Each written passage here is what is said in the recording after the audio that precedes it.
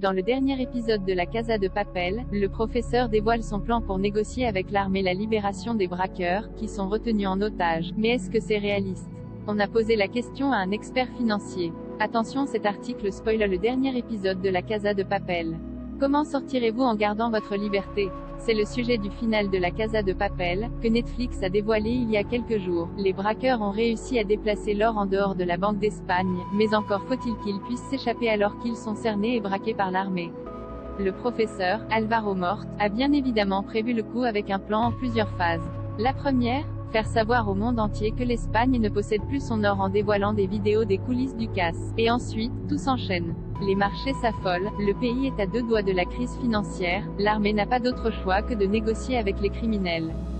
Si tous les braqueurs semblent croire en ce plan, Denver, j'aime Laurent, émet rapidement de vrais doutes. Tout comme nous. Alors, cette idée de mettre un pays en banqueroute aussi facilement que cela est-il réalisable?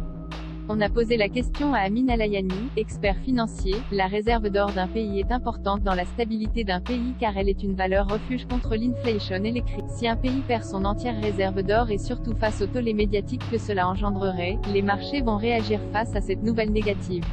La perte de confiance des investisseurs entraînera une chute des marchés. Les investisseurs, cherchant un actif plutôt sûr et peu risqué, se détourneront de l'obligation souveraine, censée être un actif financier peu risqué, émise par l'Espagne, dont les finances et la situation sont instables. L'obligation souveraine permet à l'État de financer ses infrastructures.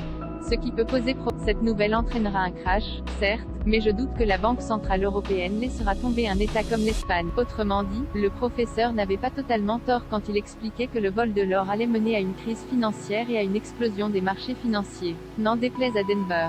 C'est la nature même du système.